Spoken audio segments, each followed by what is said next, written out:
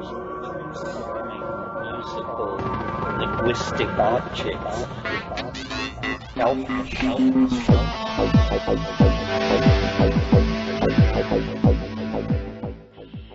Greetings from Cyberdelic Space. This is Lorenzo, and I'm your host here in the Psychedelic Salon.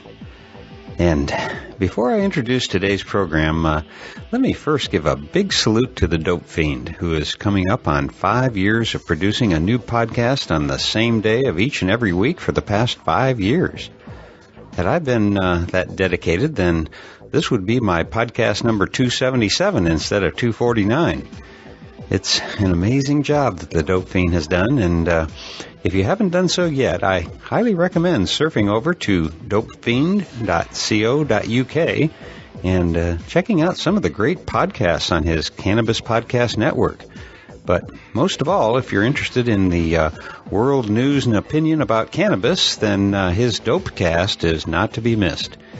Even though I live in California, my main source of up-to-date information about cannabis comes from the Dope Fiends podcast. So even though it's a bit early, hey, congratulations, my friend. As the Bard McKenna often said, keep the old faith and stay high.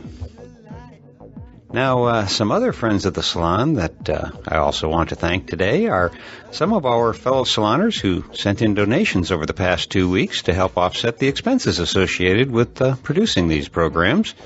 And those wonderful people are our regular monthly donor, Mark C., and Toby M., Wilbert V., Cryptic Music, Jordan S., and Forrest R., who also sent a note that read, "Thanks a bunch. Finally broke all the way through. Just got done listening to number 246. Sorry about your brother, but you still got plenty of others. Much love and hugs." Well, hey, thanks for that, Forrest, and it's a nice thought. And also thank you to our other saloners who have written and posted notes about my brother. I really appreciate your thoughts. And there was also one more donor who was Alicia Danforth, and she may be the only donor whose full name I've ever used. As you know, there are still a few reasons that some people can't yet be identified in public as supporting the reintroduction of our sacred medicines into society. But as you already know, Alicia has been featured in several podcasts here, as well as being on the psychedelic speaking circuit. So, Alicia, hey, thanks ever so much for all you're doing for our community. And also thanks again to Mark, Toby, Wilbert, Cryptic Music, Forrest R., and to our other fellow saloners who have purchased a copy of my Pay What You Can audiobook, The Genesis Generation, because those donations are also funding the work here in the salon. And I can tell you that some of those saloners are also past donors. And while I haven't met many of you in person, I feel like we're really old friends. Now, since we already heard the first hour or so of this Terence McKenna workshop in my last podcast, I won't spend a lot of time on reintroducing it other than to once again say thank you to Michael DeSercio, the producer-director of the film Tryptosane, who sent me the recording of what I think may have been a workshop at the Ojai Foundation in California sometime in 1986. And while you'll hear the voices of several of the participants in the workshop, the woman whose voice you'll hear the most from is that of Kat Harrison, who was Terence's wife and is the mother of his children. And if you're fortunate enough to be near any of the conferences where Kat is speaking, I urge you to go meet her. She is not only a very charming person, but she's also one of the world's leading experts in several areas involving our sacred medicines. And so now, here is a continuation of a workshop with Terence McKenna and Kat Harrison. Kat. I know how the wave all comes together and accelerates toward this transition point. I never call it the end, because then the beginning of a new series of many leveled waves is there, right? I mean, this is... That's right. I guess I believe in flux, and so the whole process is one wave. At that moment, we begin another process. Sometimes you discuss that point as being the end of the universe, which you did a little while ago. And sometimes I feel like when you're as close, when everything is accelerated like it seems to have recently, and you're as close to a moment of transformation of some sort as we seem to be, you see great strides forward being made and great slips backwards being made all at the same time, right? It seems possible that the transformation will be not so fantastically physical as the end of the universe or turning inside out of the whatever this is, but actually just a sweep through, worldwide peace of mind. What if that occurred, And that's large enough to qualify, it seems to me, for the changeover in the wave. Yeah, I think the hardest thing to know is the nature of what this ultimate compression is. The scale. What it means. I mean, like one way I imagine it, and that's why I love to quote Joyce about man becomes dirigible. I imagine it as the day when your mind becomes your home. And all over the world, people just realize that now their mind is their home. But you feel free to describe that as the end of history or the end of the universe? Not the end of the universe, the end of history, because I think history is some kind of involvement with matter. It's a wrestling with the angel of matter, and the end of history is when you pin the angel of matter to the mat. And then you stand up and you say, I am the Adamic human being made of light. And you leave the realm of matter and return to some previously hidden dimension. Whitehead called these things epochs, these long periods of time, and he called transitions from one to the other a shift of epochs. Well, we've only been doing things like measuring the speed of light since 1910 or something like that. All the so-called constants of our physics are based on minuscule periods of actually monitoring these things to see if they are constants. And so I can imagine it as a shift in the laws of the universe that somehow cause consciousness to perceive itself more as it must truly be. And I'm always trying to find physical models for these transcendental hallucinations. And the one which fits this is a few years ago, this Scandinavian astronomer Hans Alfvén wrote a book called Worlds and Anti-Worlds. And in it he talked about what's called a vacuum fluctuation.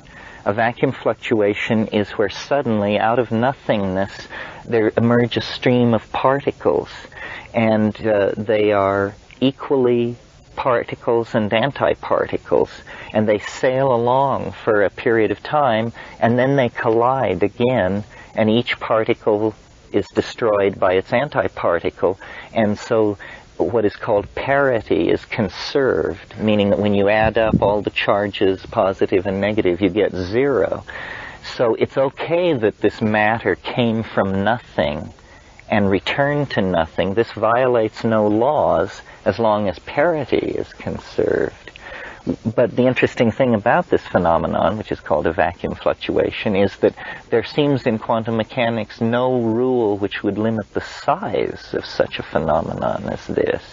So it's conceivable that our entire universe is an enormous vacuum fluctuation, and it's just, 10 high 72 particles have emerged from nothingness and are hurtling through space, and in another dimension, a parallel dimension, the anti-universe, which is the twin of this universe, is also hurtling through space, and at some point in future time, completely unpredictable from the state given within each universe, the two will collide, and and parity will be conserved, and all particles and antiparticles will disappear. However, the interesting thing is that photons, which is what light is composed of, do not have antiparticles. They're this one weird exception. So that when the universe collided with its antimatter twin, what would be left would be a universe made only of photons. And those photons would be in the configuration they were in the moment when the cosmic collapse of the state vector occurred. Well, we have no idea what the physics of a photonic universe would be about. A limiting case, or a good first try, would be that it would just be nothing and no life and no self-reflection and no but why posit that?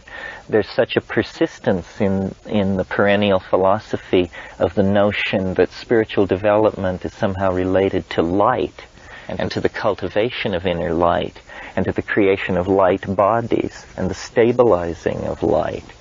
So, it's possible to suggest that the world of the imagination is simply the world of internal light, that it's a world where light is manipulated by thought in the way that in this world physical organism manipulates matter. And so that, you live in the radiant castles of the imagination after a shift of epochs in which the photonic mode predominated. That's just one way of imagining it. It's one of the richest meditations there is, to try to imagine the millennium. Again, it's this thing, what would you have if you could have anything?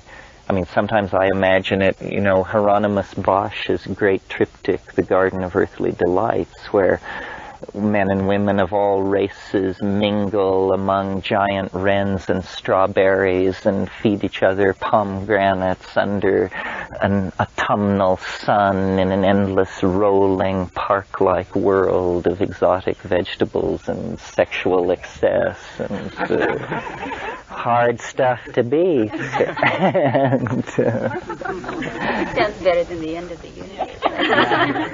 You can really take a readout on yourself by seeing how would you like things to be. Sometimes my fantasy is I would like to be alone on a starship 10,000 light years from home with all the books in the universe, and I would dress like Captain Ahab, and I would stride around the catwalks inside this echoing starship, and faithful robot slaves would bring me crumbling volumes of ancient lore, which I would say, no, this is a little too Vincent Price. How about... Yes. I love, if any of you are into science fiction, the science fiction of Cordwainer Smith is really wonderful. And one of his stories, The Starship, is George Washington's estate, Mount Vernon, in New York. And it's all exactly like Mount Vernon in Washington's time, except in the library of the big plantation house, there's one room from which the thing is controlled, and it's actually a starship in mid-flight. More questions about this time theory? Or... Yes, I have a question. Yes. You mentioned here how the now is flooded with future perception. Yes. And I have it's really part of the Tibetan practices, but it's always something which captures my imagination. It's just, how come it's now?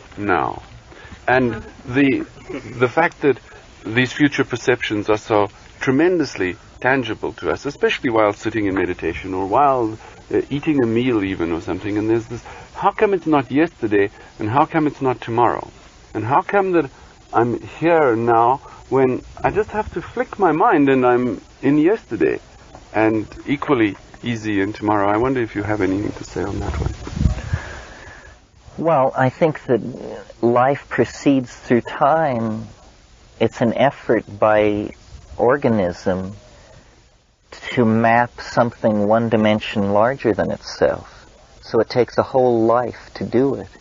A life is an effort to map a something, and the now is the moving edge of the mapping process.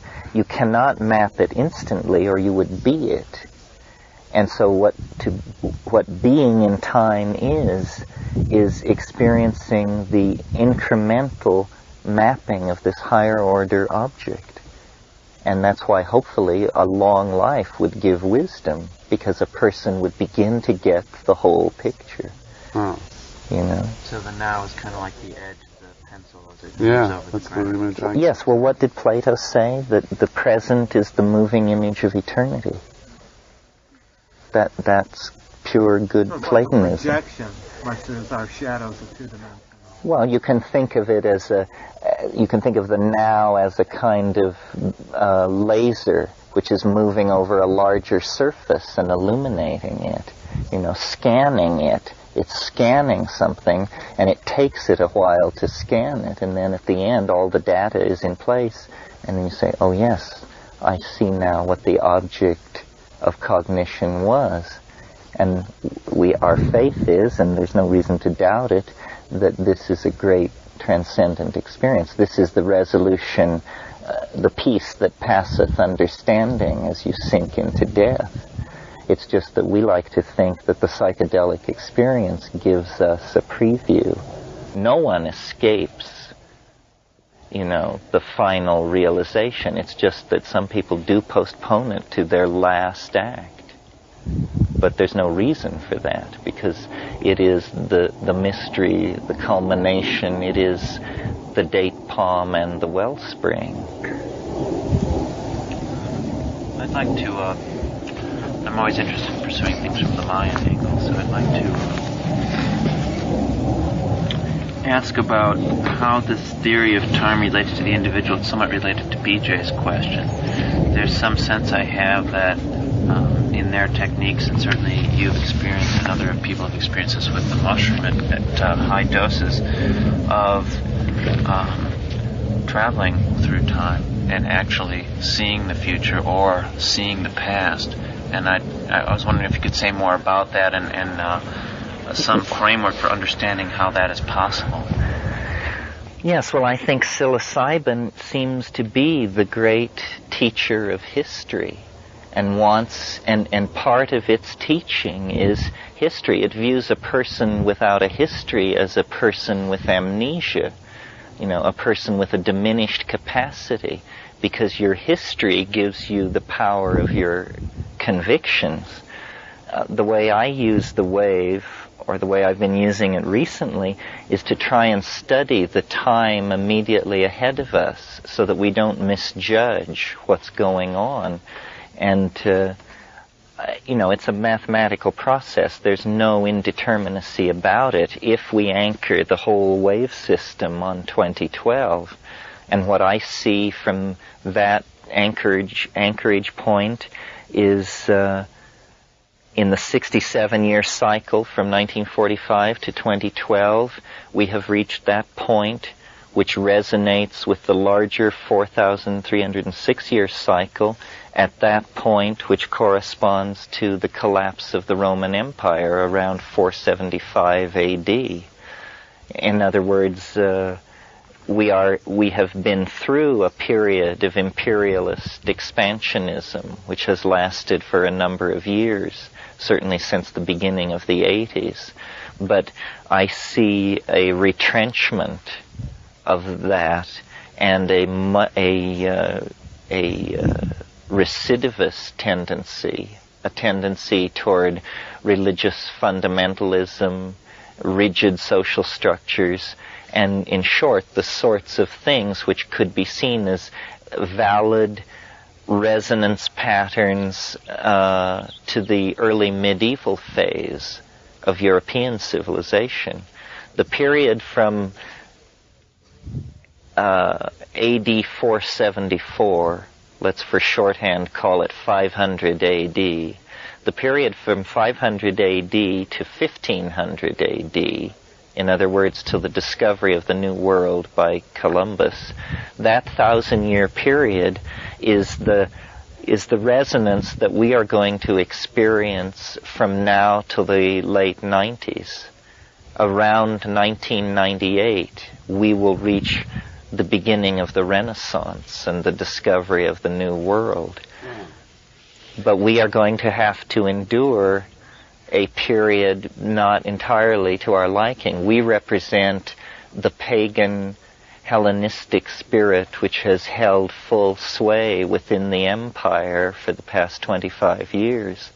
And we may feel constricted now, but I think that our ideas and our position in society has further constriction to undergo before it reflowers downstream a bit.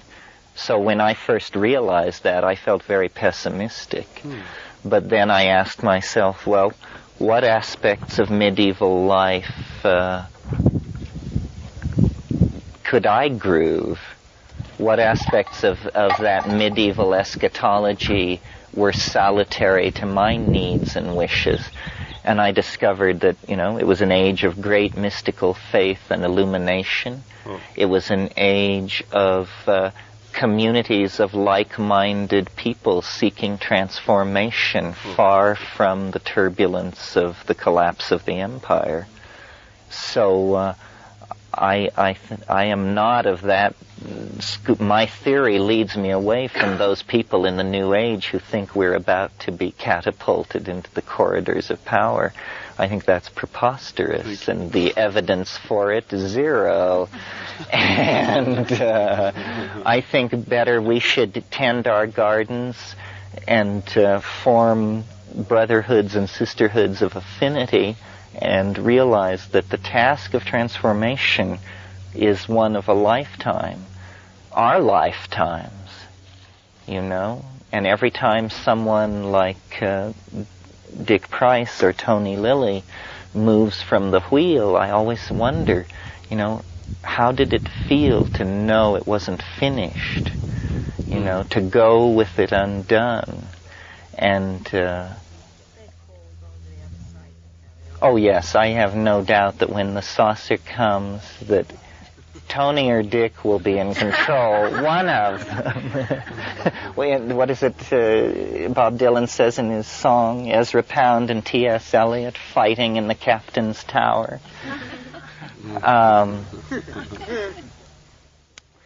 But yes, so I don't know if that answered your question, Robin, but I wanted to get it in because the real meat for most people for this idea about time is not the mathematics of it and the symmetry of it. That's only pleasing to a certain mentality.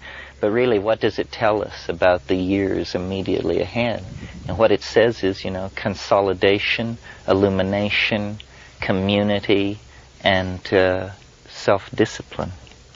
I can only say thanks 1,000 times that we don't have to go through it for 1,000 years and only for 15 years. This acceleration seems to me to be very, very convenient.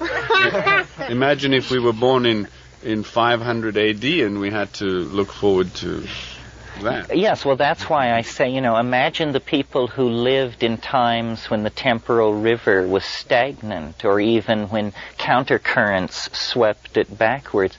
This is the anguish of the ancestors. This is the sacred trust that must not be betrayed. The pogroms and the invasions and the atrocities conducted across history can only be somehow redeemed if we, who are the living wavefront of this genetic experience, do not fumble the ball. All our ancestors are watching to see how we will do. Oh. Kath. I would like to address Robin's question as well, because it seemed like you were asking sort of on a more mechanical, how does this happen? Well, yeah, how can it be that the Mayans or we on psychedelics can travel through time and see these things? My image for it that explains that phenomenon to me, and I've had the same experience, past and future, is, well, Terence was just referring to the temporal river, is that it's a river which flows two ways, from the past to the future, and from the future to the past. And if you put yourself out in the middle of it, let go of control, let go of fear, and maybe you want to choose your orientation, or maybe you don't. You can just find out where you flow, or you can sort of face the past or face the future and flow there. I mean, this is not a physicist's explanation of how this happens, but it seems to work that way, and that we think perhaps far too much of the past creating the future, and that we should think more, and perhaps other people have, of how it's flowing the other way. And this is how some so-called primitive people have managed to conserve the very simple, effective beauty of their lifestyle, and that real strong feeling that every moment is now, because they're thinking of it simultaneously. I think of that, and that also sets my mind off.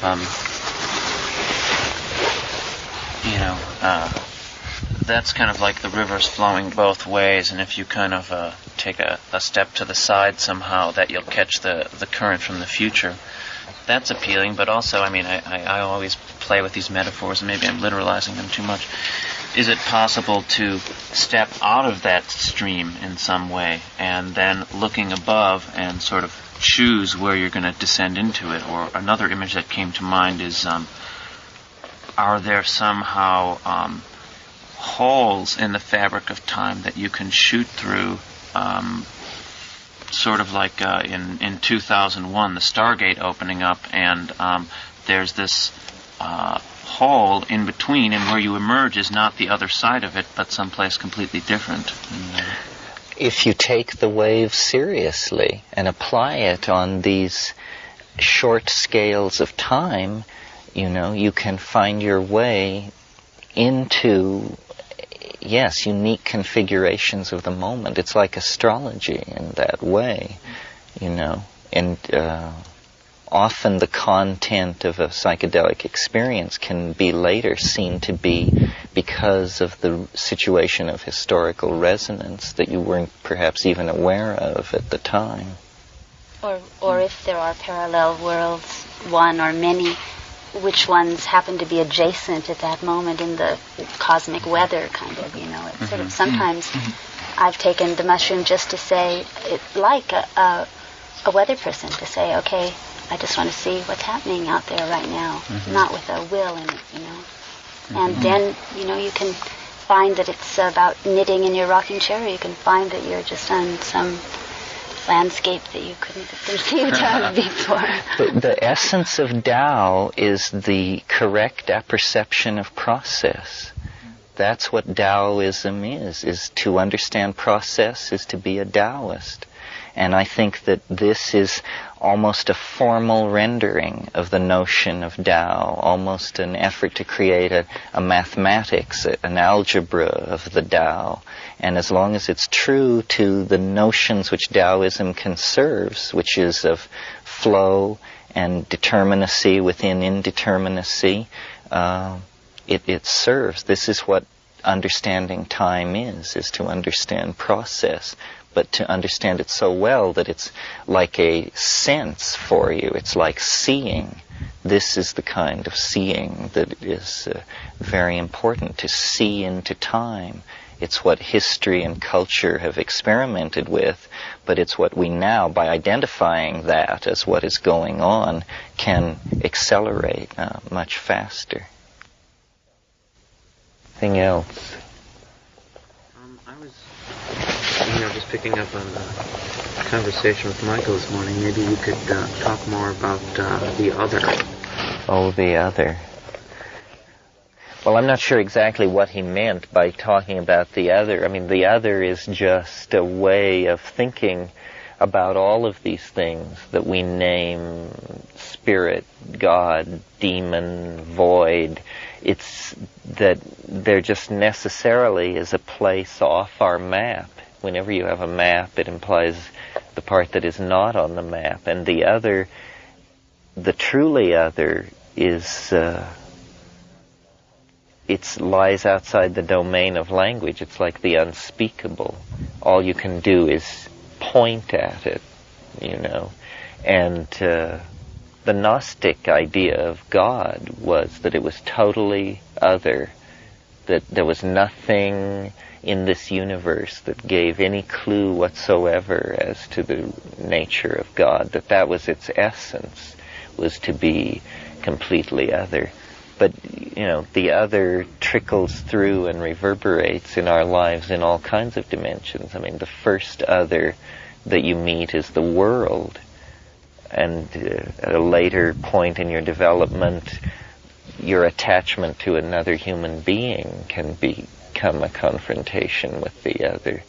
So it's just a way of shorthand signifying, right? the dimension that carries you beyond yourself into the things that you previously couldn't expect or imagine. Yeah, that's one notion of it. Or Wittgenstein's unspeakable. Or, I'm fond of quoting this poem by Trumbull Stickney where he says, "I lean over your meaning's edge and feel the dizziness of the things you have not said." That's the other. It's the dizziness of the things unsaid, the things that lie beyond the edge of meaning. Part of the question has to do with, specifically in the mushroom experience at high doses, this sense of alien intelligence or other. Because I think it's like you said, in some of our systems of conceptions of God, many psychedelic experiences, at least with LSD and other, or light dosages, is that I am connected to that, or I'm part of that thing. And but somehow on the tryptamines that it's this alien intelligence. I mean, what do you make of that? Do you feel that? Well, I don't know quite what to make of that. LSD is self-reflective and integrative, I think. These tryptamines seem to be informational and largely unconcerned with the impact that the information they carry has on the perceiver. I don't know. I think it just must have to do with the fact that the universe is not all smoothed out and filled in, and that this is really an area of personal exploration where you can penetrate into an area, a terra incognito, a place where nobody knows exactly what is going on. We're not used to that experience. We expect to have maps of everything we look at and everywhere we go. But in this, and it is strange that in this one area we don't, that apparently our taboo against looking at the unconscious or delving into the mind has made us content to just fence off this area. Well, then if you climb over the fence and start wandering around out there, you don't know what you're going to find, because the culture has carefully engineered itself to go around all of this stuff. Even I think shamanism is largely concerned with gaining power to protect yourself from the onslaught of the other. You know, they're very concerned to hold stuff back. They don't really have this let's hurl ourselves into it attitude that we have. We found in the Amazon, we were looking for this one plant which had DMT in it, and the ayahuasquero that we were working with, I kept leading the questioning back to the matter of this one plant. And finally he said that it was comida del perro, food for dogs, and which seemed like maybe a put down of some sort. And so then he went back over it again and he said, well, it's mal and bizarro, it's too strange. So this was a man whose whole life was about taking ayahuasca and triggering hallucination, but he felt, that to go into that plant, it was too weird. And you often have the feeling with those people that they involve themselves in the psychedelic effect like a dancer, almost as little as possible to get the job done, They don't... I don't think that of Don Fidel. I think that... Well, in that one case, he certainly was... the line at. He did also seem to hold the mushroom in the sort of middle category, but he would use it on his own. He would only administer to others ayahuasca or certain things that he felt very familiar with. But then, that was Saturday nights. Wednesday nights, he would do things on his own, his work. Right. And he would try out some of these other plants or combinations. But I think he was pretty intrepid, actually. He did have boundaries. In '83, or whenever it was that I was down there last, we were dealing with a different group of shamans on the upper Ampiaku, and it was to get this orally active DMT thing that was made from tree resin. And we had pure chemical DMT as a trade item, or we weren't sure why, but just in case we needed it. You never go anywhere without it. Exactly. And so talking to the shaman who could make the Varrola paste stuff, we said this, and he said, "Oh, you have the essentia, you have the essence." He said, "Yes," and he said, "So what is that like?" He said, "Well, you don't take it orally, you don't take it by mouth, you smoke it." He said, "Oh, and what happens?" And so he described a typical DMT trip to him, and then said, "Would you like to try it?" He said, "No, thank you." So, they're not thrill crazy by any means.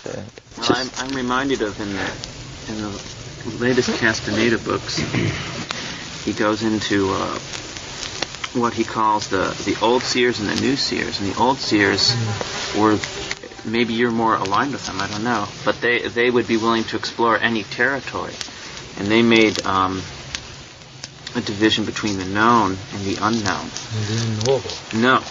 No, it was the new seers who came up with the third category of the unknowable. In other words, there's this reality, which is the known, and then there's the other realities you go to, which are the unknown. It's like they're not necessary.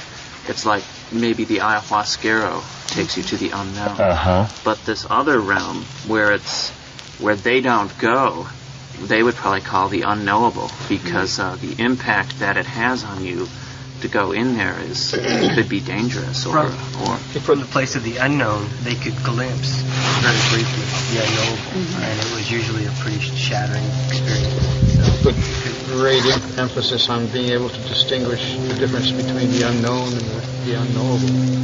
Yeah. So that whenever one made an error in judgment, it wasn't that dangerous to be up against the unknowable, but you had to recognize it as unknowable, because whenever one didn't, it invariably led to disaster. Of course, that's Castaneda's, And that's his technique. Well, that's interesting. I mean, it makes me think of, I mentioned Wittgenstein's unspeakable. There is, I think, the unspeakable and the unspoken. And all these esoteric and initiatory religious numbers are trading in the unspoken. You come to them and they will whisper in your ear the previously unspoken teaching. They will give you an oral empowerment. But beyond that lies the unspeakable, which no teacher can orally impart or impart any other way, because it lies outside the bounds of transmissibility by its nature. And I would, to some degree, I would think so. And that's the thing which then you validate. You can only validate it for itself, in itself, for itself. It is the private object of being. It is not something which I can tell you about or you can tell me about.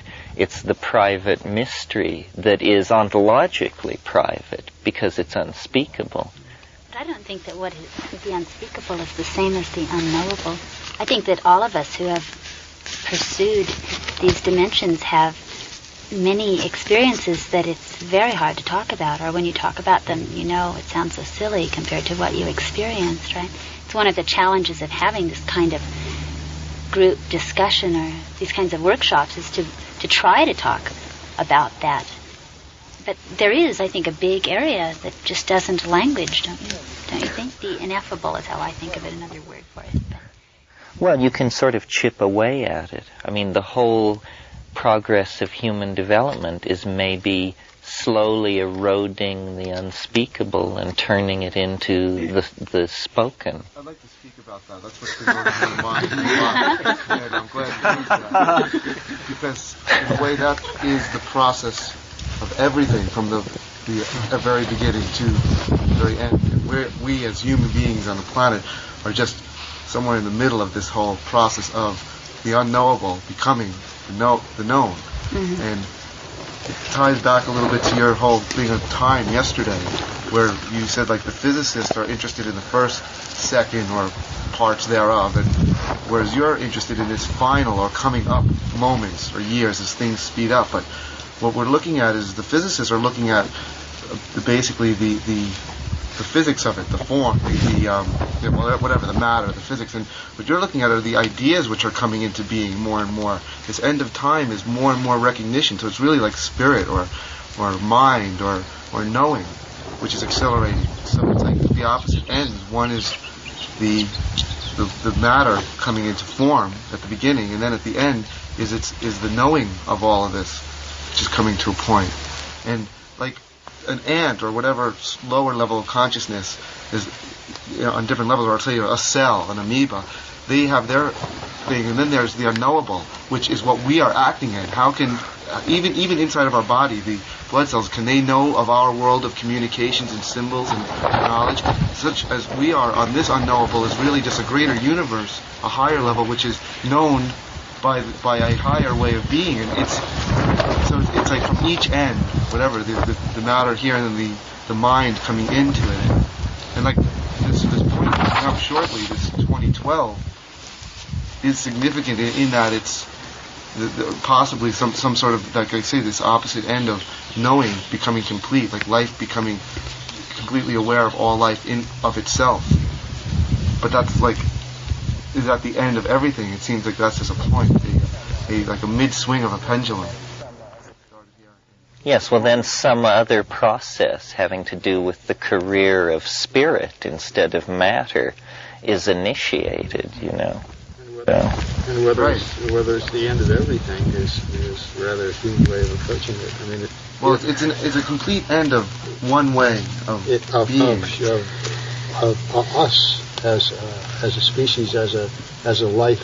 Well, it's not just humans. It's all of life. Of the Earth life entity then. Right. But if that life entity goes through a great metamorphosis, it's rather meaningless to say what happens to the rest of the universe, since the rest of the universe right now is a concept in our mind. Right. Well, that's the metaphysicality of it. To say what's never been said, to do what's never been done, to paint what's never been painted, to dance what's never been danced. This is, somehow you're acting for everybody when you do that. It's an amazing thing to do something that's never been done. It means once you've done it, it's been done. It's pushing the limits out. That's right. Putting the fence, it's like a fence going out bigger and bigger, and like all these great minds that go out there and fence off a big area for all of humanity to run around in this area of being and knowing, and it's this whole process of... It's what aeronautical engineers call stretching the envelope. When you fly a fighter plane, you have the predicted engineering performance characteristics, but once you validate that it can do that, then it's up to the pilot to find out, to stretch the envelope, to find out what it can really do, how fast it can turn, how fast it can climb. And that's what we as creative artists do for the human enterprise. And the lacking ingredient is courage, I think. I mean, often I have the feeling that it's no longer, at least in my own life, about seeking the answer. It's about facing it.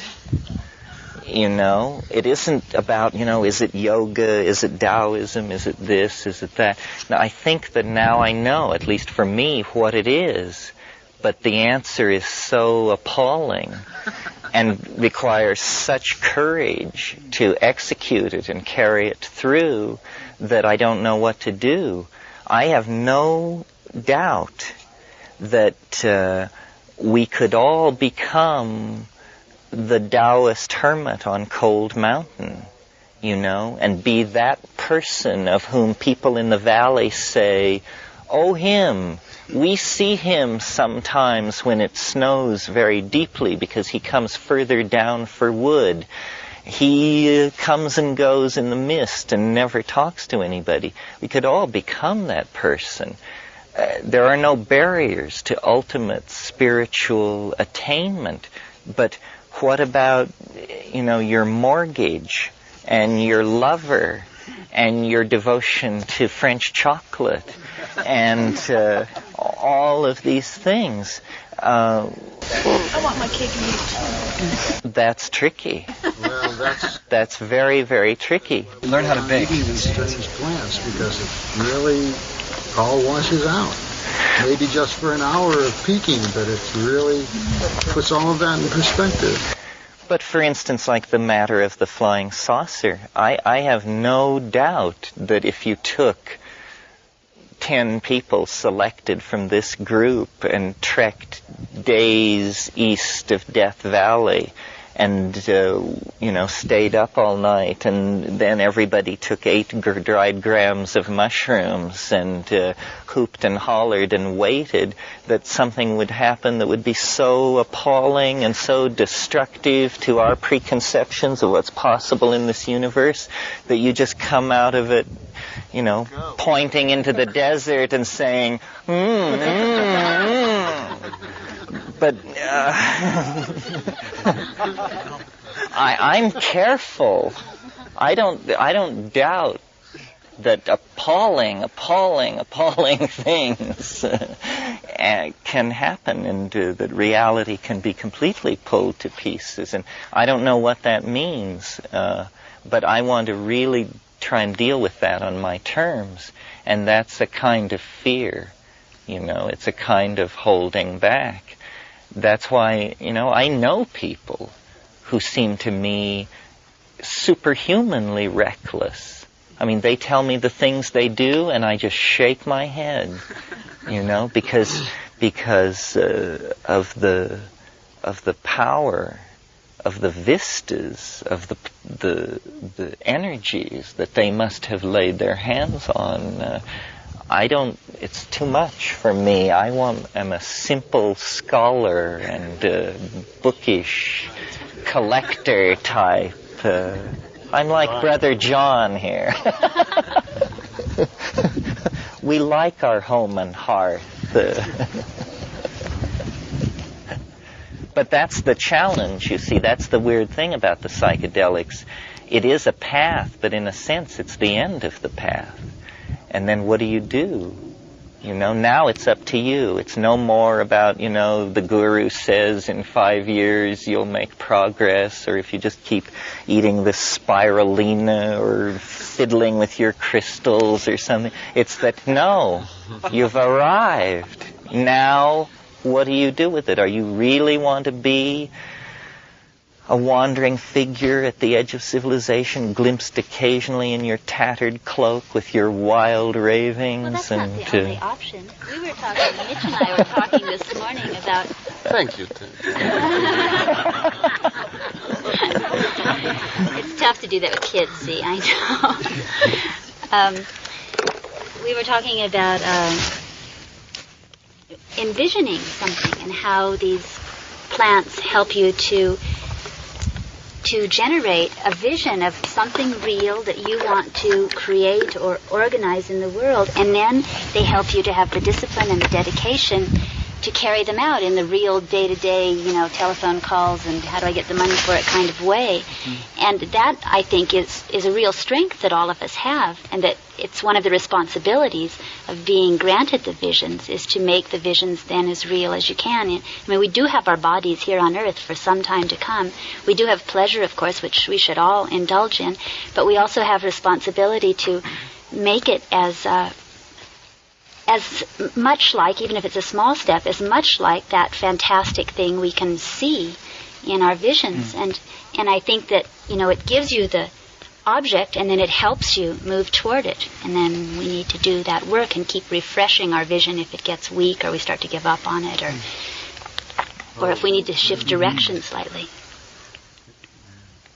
I go back to astrology and Saturn drawing a ring around the vision, and then Saturn's stairway, envisioning the steps that it takes to get there, and that you can't jump 40 steps up without losing part of the foundation. And that as an artist myself, I'm finally getting to a place of patience and realizing that the slower it goes, the better it gets. And the statement that I like is, if I only had more time, I'd use less words to write. You know, it's like choosing things carefully and allowing the process. And for years I was just like, I've got to get this out, I've got to, but not anymore.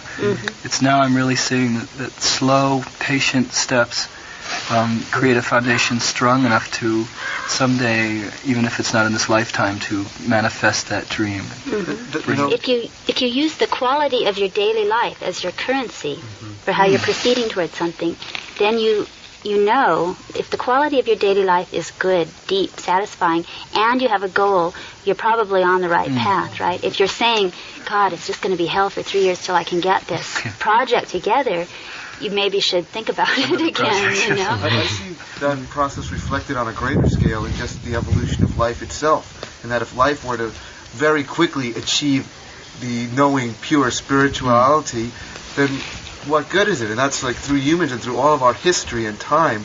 And so even this coming moment, 2012, that might just be like this reflection of another even more ultimate. It most likely is. Yeah. And it's just that reflection, and it's really this endlessly drawn out patient process which is taking its time as long as possible so that every aspect will work into place. Or whatever. So it's just... every aspect can be... Well, this quality of daily life thing is an interesting point, because I think it was yesterday or 2 days ago we meditated or thought about what would you do if you could do anything, and how... Go for it. Oh, there it is.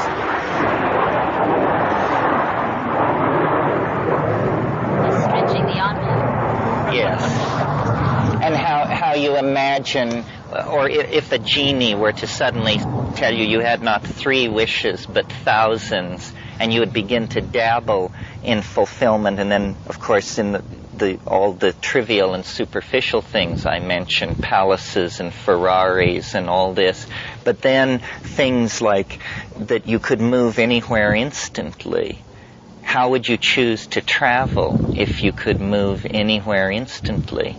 And things like that. Well, at La Chirera, these possibilities were so real to us that we actually grappled with it sufficiently to see how it would develop. And how it develops is you discover that if you can do anything, the only values which have any meaning, if you can do anything and have anything, are aesthetic values. So that if you could travel anywhere instantly, how would you travel? You would walk, obviously. Because it's so tasteful. Because it's so completing. It's such a complete reverence for space and time and your own body and the correctness of the situation. And time and time at La Chirera, someone would be doing something some way, and someone else would say, well, if you're omniscient, why don't you just make it be done? And the answer is because it's crass to do that. The way to do things, if you can do anything, is to do them right.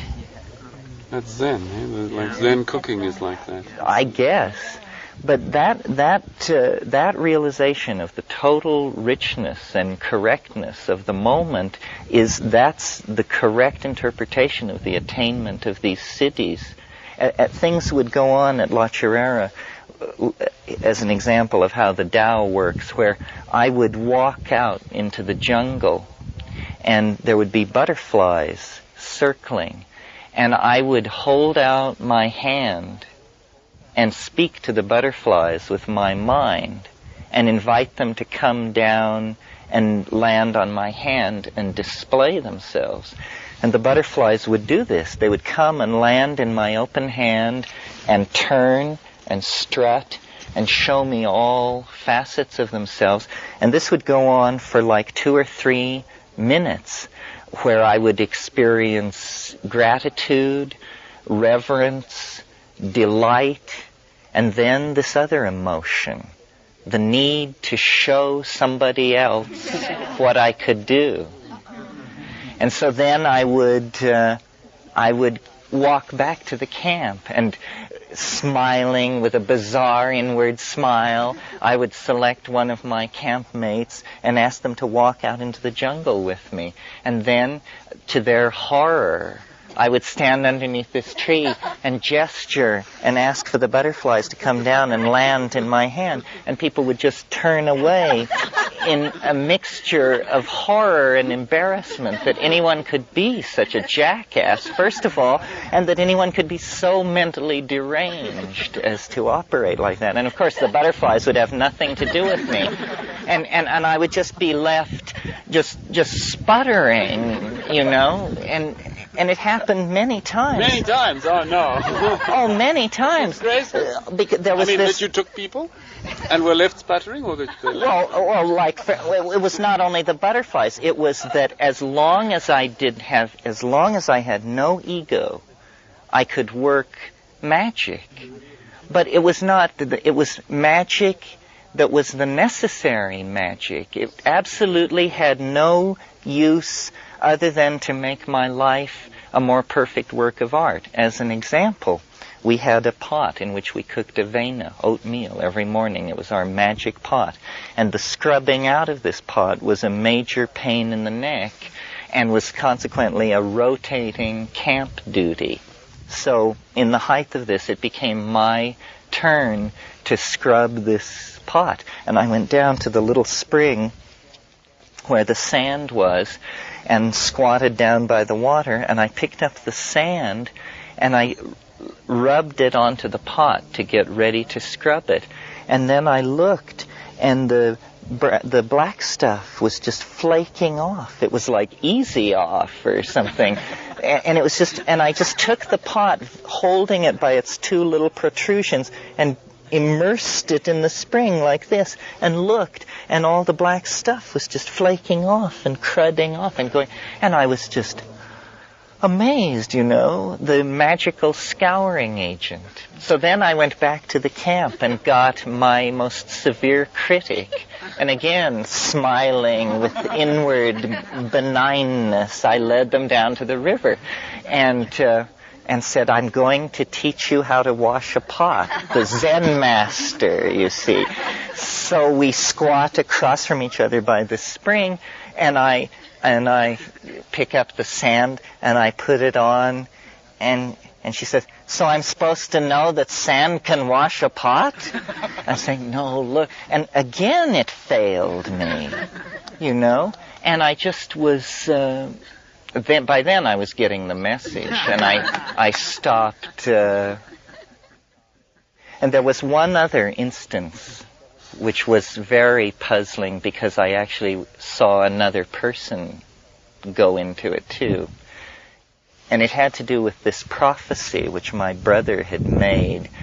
One of the motifs which circled in his mind space during this period was what he called the good shit.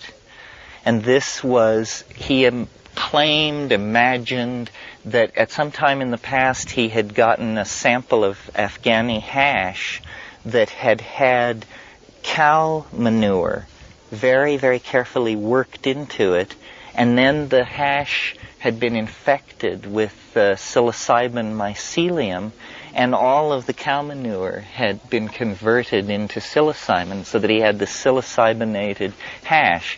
And he had this notion that he would invent a musical instrument, like an electric guitar, which when you played it, it would cause this stuff to condense out of the air and rain down on great crowds of people.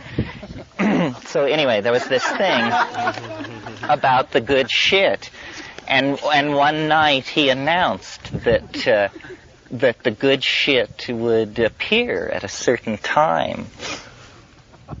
And so then I went back to my hammock in this hut in the jungle, and the woman who was with me came as well. And we had no watches, but he had said that at 11 p.m. the good shit would appear. So I was settling down to roll my evening joint, and it was this Colombian weed that we had brought in with us, and as I lit the joint, this little thing fell out of the end of it on the floor, burning. And I picked it up, and I smelled it, and it was unbelievable hashish. I mean, hashish to die for. And I was just, and I put it in the pipe, and I smoked it. And I said to this woman, I said, smoke this. And she agreed that it was astonishing. Your major critic? No, not my major critic. My major critic was back at the river. So then I looked, and I opened this baggie with this stuff, and I started smoking it. And it didn't change its physical appearance. It still looked like this Santa Marta gold. But the odor and everything was just the finest hash I've ever smoked. So I thought that the millennium had come. You're listening to the Psychedelic Salon, where people are changing their lives one thought at a time. Since we're already at the 1 hour mark, I decided to let Terence end for today with his good shit story. And if you've got a good memory, you may remember that once before I podcast Terence telling that story, a little over a decade after the version he just now told. And if you want to hear it again, it's in my podcast number 28 that I posted in February of 2006. And if I remember correctly, he goes on to tell the rest of the story, which I'm sure you've already guessed, and that is by morning the good shit had vanished once again. Now, this may only be my impression, but even thinking back to the view I held of the world back in the mid-1980s, it seems that back then many of us were much more concerned and interested and fascinated with some unknown 2012 event than we are today, even though it's much closer. I still find it fascinating, but personally I don't have any expectation that things are going to be significantly different on New Year's Day in 2013. Back in the 80s I felt differently. However, right now I'm much more hopeful about a happy ending someday than I was when I was expecting a miracle in 2012. Now I can see how literally millions and millions of us connecting largely through the internet are exchanging ideas and thoughts about better ways to live more lightly on this little planet. And at least for me, the fact that even though it may take several more generations to complete the transformation, I do think that a fundamental shift in human consciousness has begun. Even on my bad days, I still think this. I guess optimism is the best drug I've found yet. Now, I suspect that it also hit you when, after about 15 minutes into this talk, that Terence was wondering out loud what it would feel like to die before the task was finished. Essentially, before 2012 in his worldview, I would guess. But it was a little haunting to hear him ask how did it feel to die before whatever it is was finished, to ask that question about some others who had died without considering the fact that he too might die before 2012. In my view, it will never be finished. Transformation, or change if you prefer, is a constant in this world that we all share. So if I were you, I wouldn't get too hung up on some big change taking place before you die, unless that big change is the change you bring about in your own life, a change in you. Now, that actually is something that you have control over. As William James once said, you can actually change your life by simply changing your attitude. But I've learned that what old William didn't mention is that changing your attitude can sometimes be pretty darn hard. It's so easy to get caught in these mind loops that won't seem to let go. But fortunately, I was introduced to our psychedelic medicines a long time ago, and now I have a sure way to break those endless subroutines of negativity when they take hold. And that's why I'd like to see the war on people who use non-prescription drugs come to an end, so that everybody can have the opportunity to heal themselves with plant medicines that have shared this planet with us since we first began walking upright. Now, I do have to admit that since I don't want to get too heavy here, that after listening to hundreds of hours of metaphysical theorizing by Terence and the other bright lights we've heard here in the salon, well, I have to admit that I'm still no closer to an intelligent, cohesive understanding of life and death than I was in the beginning, I guess. Maybe it's just because I'm getting ever closer to my own expiration date that, well, these things just don't seem as important to me as they did 10 years ago. At this stage of my life, I find that it's still fun to listen to all of these speculations about what is really going on, but I no longer spend much of my time chewing on them once I turn off my MP3 player. I guess that one of the reasons is that life and death ultimately remain a mystery until we experience them. And right now I'm experiencing life, and so I feel it's kind of a waste of my time to be wondering too much about what happens after my body dies. For one thing, I have no control over what happens in regards to whether there is or isn't awareness after physical death, so why should I be concerned about it? As far as I remember, I didn't have any say in being born, but it happened, and all things considered, I've had a wonderful life, tragedies and all. Maybe there's nothing at all after death, and maybe we begin an even more incredible experience. Maybe we come back here for another round. The simple fact is that I just don't know, and since I'm going to find out soon enough, well, right now, while I'm still experiencing a human life, I'm going to focus as much as I can on doing things that most likely won't be options after I die. And what may these things be, you may ask? Well, for whatever reason, I truly enjoy watching American football. And since it's football season right now, here in the States, I find myself choosing to watch football rather than do research on my next book, for example. A waste of time, I once thought that was, but it brings me more joy right now than reading, and so I watch football. Even more fun is to play with my grandchildren who live nearby. You know, time just simply stops for me then.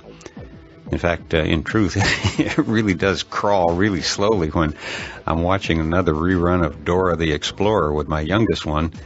I'll probably go to my grave with that damn theme song in my mind. But what I'm trying to say here is that while all of this heady intellectual stuff is fun to play around with, it's not nearly as much fun for me as are some of the physical pursuits that we can only do while we're in human bodies. And I suspect you can probably come up with your own list of favorite physical pursuits that may not include watching football and playing with children. So, hey, get out there and dance as much as you can. You know, dance the dance of life on Earth as a human being.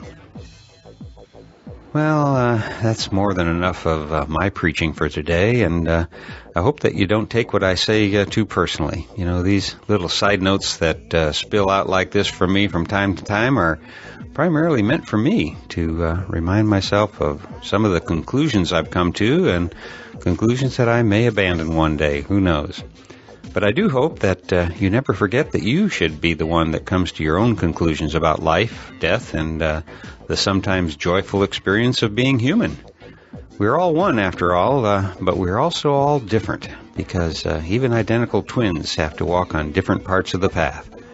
That's what makes this life and these times so interesting. You may not believe me right now if you're in a tough spot, but should you ever find yourself in an eternal state of bliss, just remember that I warned you that bliss can become really boring. And for sure, these are not boring times. And in just about an hour, I'm going to keep myself from being bored by going down to my local polling place and casting my vote in favor of legalizing cannabis in the state of California. And casting that vote is going to make me feel extremely good, no matter what the ultimate outcome. And so that'll do it for today, and I'll close today's podcast once again by reminding you that this and most of the podcasts from the Psychedelic Salon are freely available for you to use in your own audio projects under the Creative Commons Attribution Non-Commercial Sharealike 3.0 license. And if you have any questions about that, just click the Creative Commons link at the bottom of the Psychedelic Salon webpage, which you can find through psychedelicsalon.org. And if you're interested in the philosophy behind the salon, you can hear all about it in my novel, The Genesis Generation, which is available as a pay-what-you-can audiobook that you can download at genesisgeneration.us. And for now, this is Lorenzo signing off from Cyberdelic Space. Be well, my friends.